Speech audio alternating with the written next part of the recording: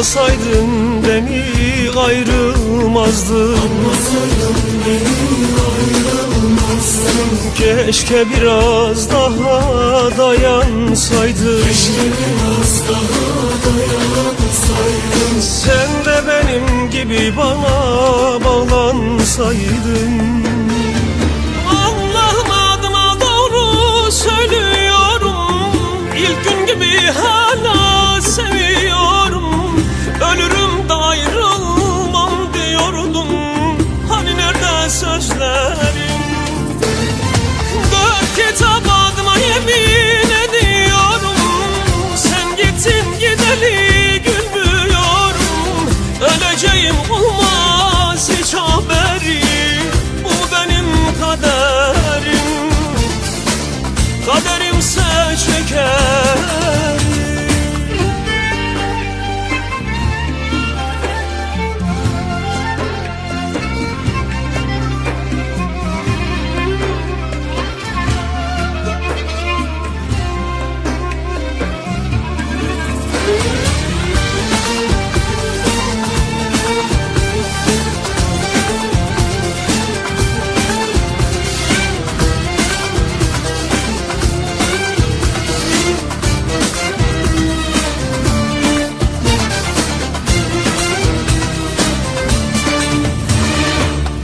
Adam olan sözünden döner mi? Sevdiğini kurda kuşa yem eder mi? Dünyaları versen vazgeçer mi? Asla. Allah'ım adına doğru söylüyorum, İlk gün gibi hala seviyorum.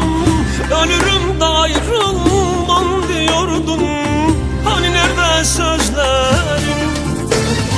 Dört kitap adıma yemin ediyorum, sen gittin gideli gülmüyorum. Öleceğim olmaz hiç haberi, bu benim kaderim. Kaderimse çekerim. Dört kitap adıma yemin ediyorum, sen gittin gideli gülmüyorum. Öleceğim olmaz hiç haberi, bu benim kaderim. Kaderimse çekerim. Dört kitap adıma yemin ediyorum, sen gittin gideli